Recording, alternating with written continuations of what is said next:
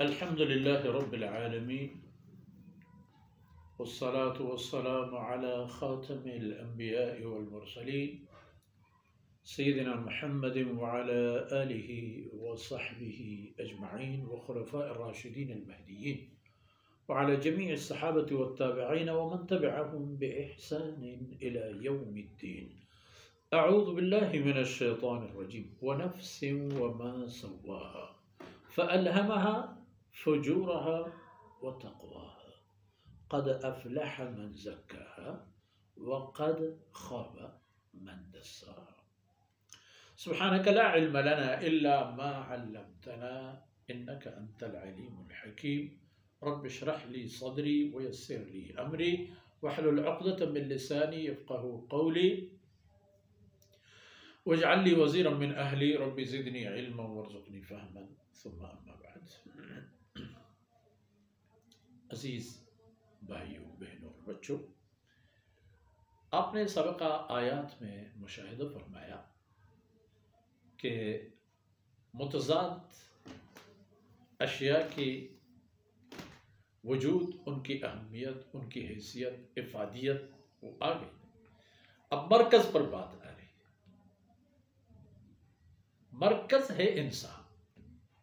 وَنَفْسٍ وَمَا سَوَّاهَا، اور قسم ہے انسان کا اور اس کے بننے کا، راست قامت ہونے کا، اس کے معرض وجود میں آنے اور اس کے اس ڈنگ ڈال میں آنے اور موجود ہونے میں کا قسم. اس کے گرد اطراف اور ماحول میں اس جیسے بہت ساری مخلوقات ہیں جن کو احساس ہے، جن کو ایک مقدار کی حد تک شعور بھی ہے. ان کو بھی پتہ ہے سردی، گرمی، پیاس، بھوک، خوف، امن وغیرہ. مگر انسان ممتاز ہے ان سب میں، اور یہی انسان ان تمام مخلوقات اور حیوانات پر مسلط ہے. سب اس کی گرفت میں ہے. وہ ہاتھی پر بھی تو وہ اپنے بوجھ لاد کے کہاں سے کہاں چلا جاتا ہے. اس کے سر پر بیٹھ کے اس کو اپنی سواری کی بطور استعمال کرتا ہے.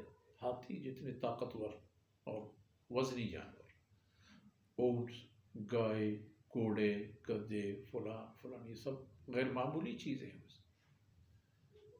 ایک اونٹ کو کم سے کم 10 انسانوں کی طاقت میسر ہے، لیکن یہی انسان اس پر مسلط بھی ہے اور اپنی مرضی کے کام اس کے پیٹھ سے لے لیتا ہے.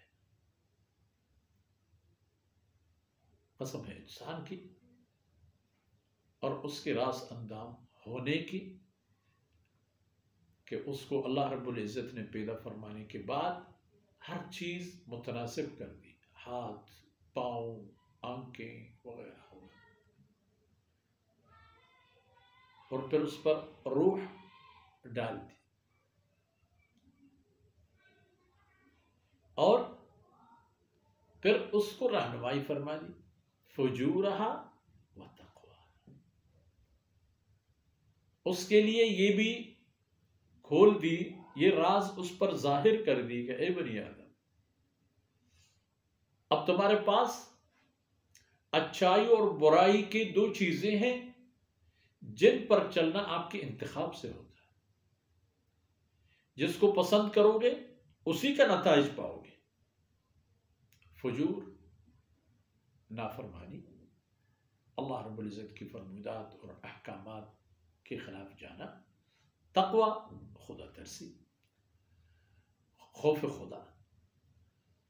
اور خوف خدا بھی خدا سے محبت کی بنیاد پر ہونی چاہیے، اس کی احسانات اور کرم کو سامنے رکھ کر ہونی چاہیے. جس طرح ہم اپنے محسنوں سے ڈرتے ہیں کہ کہیں وہ ناراض نہ ہو جائے، اس کے احسانات ہیں، اس کے بلا. اللہ سے بڑھ کر کیا محسن ہو سکتا ہے؟ کون ہو سکتا ہے؟ آپ کے پاس جو ہے وہ سب اللہ کے دیے ہوئے ہیں. وہی محسن جس کو ہم اور آپ محسن سمجھتے ہوں گے، وہ بھی تو اللہ نے ہمیں دے دیا ہے.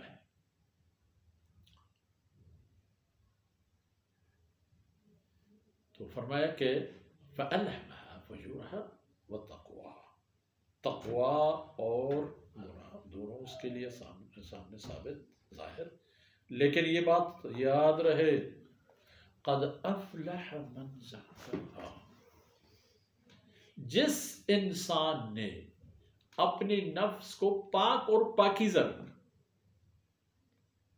اللہ کے احکامات سے متعلق پاک اور پاکیزہ رہا، شرک سے، ظلم سے، کفر سے، گناہوں سے، اللہ کی نافرمانیوں سے اپنے آپ کو پاک اور پاکیزہ رکھا، افلح، یہی آدمی کامیاب ہے۔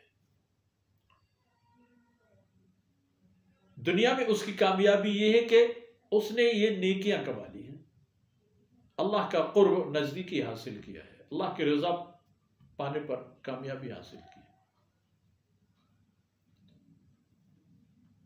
اور آخرت کی کامیابی یہ ہے کہ اس کو اس کی قیمت ملے گی۔ یعنی جو آخرت میں اللہ رب العزت نے جنت اور نعمت اور دائمی سعادت اور ختم نہ ہونے والی ایسی خوشیاں کی جو لحظہ لحظہ بڑھتی چلی جائیں، مشروط کر دیے ہیں اپنی بندگی اور تزکیہ نفس کے ساتھ۔ قد افلح من زکاہا وقد خاب من دساہا۔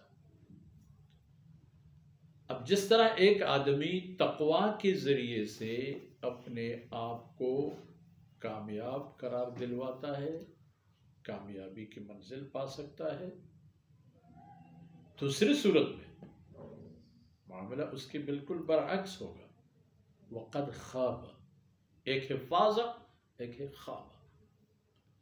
فازہ فوز اور کامیابی پانا، جس نے اپنے آپ کو اللہ کی فرمودات کا پائبند بنا لیا، اپنی خواہشات کو بھی ان کے نیچے دفن کر دیا، افلح، یہ کامیاب۔ وقد خاب من دساہا، اور ناکام ہوا وہ انسان جس نے اپنے آپ کو برائیوں کی دلدل میں دھنس دیا، وہ ناکام، مقصد زندگی بھی فوت ہو گیا، جو کچھ کیے تھے وہ بھی ناکارہ ہو گئے، اور آخرت میں اس کے لیے سزا اور جزا جہنم ہے۔ تو گویا کہ یہ دنیا، یہ تمام مکی آیتیں اور صورتیں اس بات پر ہمیں ترغیب دیتی ہیں کہ آخرت ہی اصل چیز ہے، اس سے بے خبر نہ ہو جانا۔ یہ تصور کر لینا کہ میں بوڑھے ہو کر کیا کہوں، میری زندگی کیسی گزرے، میرے بچوں کا کیا ہو، میری قوم کا کیا ہو، ان چکروں میں مت پڑیے۔ اس میں جائز دائرہ جو آپ کے لیے متعین اور مشخص کیا گیا ہے، اس میں بے شک لگے رہو، اس میں اپنی محنتیں بھرپور انداز میں کرو، لیکن حلال و حرام کی جو تمیز ہے اس کو نہ توڑنا، اس حوالے پر کہ آگے میرا کیا ہوگا، بچوں کا کیا ہوگا، برادری کا کیا ہوگا، وہ چھوڑ دیں، ان کے لیے کسی بھی اللہ کی حکم اور فرمودہ کو نہ توڑیں، شرک اور کفر اور ظلم سے اپنے آپ کو دور رکھیں، حقوق العباد سے اپنے آپ کو دور رکھیں، اپنے عقیدہ اور اعمال کو خالصتاً اللہ کے لیے کریں اور اللہ کی عبادت میں مخلص رہیں۔ یہ ہے قد افلح من زکاہا، جو اس طرح کر لیتا ہے، وقد خاب من دساہا، اور جو کچھ یہ نہیں کرتا، عقیدہ خراب، اعمال خراب، اخلاق خراب، حقوق درہم برہم، اس نے اپنے آپ کو تباہ کر دیا۔ تو ان باتوں پر آج کی نشست کا وقت ختم ہوتا ہے۔